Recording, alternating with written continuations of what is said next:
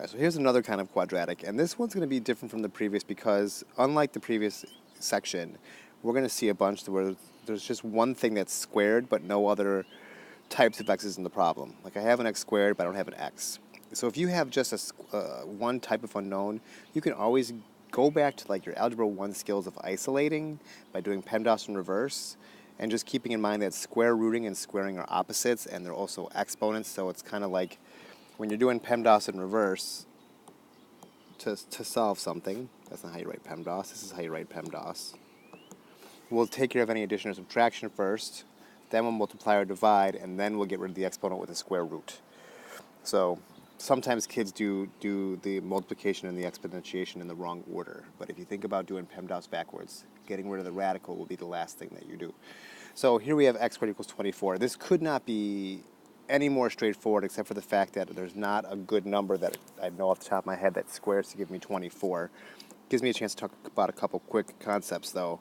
The first is that if I square something to get 24, the number I squared could have been positive or it could have been negative. So let's, for just a second, let's pretend it was a 25.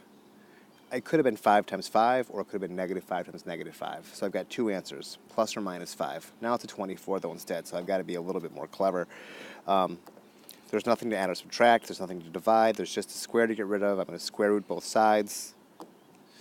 Square root. Because I put the square root in there, it's going to be plus or minus root 24. And if you think you're done there, be careful because there's actually some work to do here. I do not want a decimal. Alex doesn't want a decimal.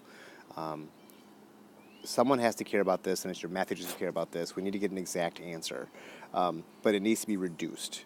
So what you need to do next is think of this 24, and you need to keep close to your heart these numbers. These numbers are 4 and 9 and 16 and 25, 36. Maybe you recognize these numbers. Maybe you see a pattern. But what's happening here? These are called square numbers. Now you might be thinking, Mr. Depsek, you forgot about 1 and 0. Those are 1 and 0 are also square numbers, but I don't use them for these types of problems because they're not helpful. But this is the number 2 times 2. This is 3 times 3. This is 4 times 4, 5 times 5, 6 times 6, so on and so forth. They're square numbers. They're numbers that if I square root them, I know exactly what the answer is going to be. Like this square root's 8, this square root's 7, that square root is 5.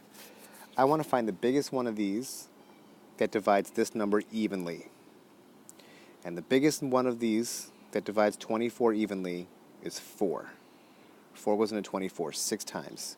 So to simplify this, we have the plus or minus. I'm going to take that 24 and break it up into the perfect square and then whatever's left. So since 24 divided by 4 is 6, this still says, right? Technically, this still says square root of 24, because that's but I've broken it up into something I can square root and whatever's left. And the cool thing about square roots is you can break them up over multiplication. So this could then become plus or minus root 4 times root 6, and this is the number that I know how to square root. The square root of 4 is 6. I mean, no, it's not. Square root of 4 is 2. It's 2. That's what it is. So our final answer is plus or minus 2 square roots of 6. Final answer. So hopefully that brings back some memories. Maybe they're not all good memories, but that's how I'm going to ask you guys to do that every single time. Take the number, find the biggest perfect square that goes into that number evenly, break it apart, and then square root the part you can, and the part you can is still stuck in the square root symbol. Good luck.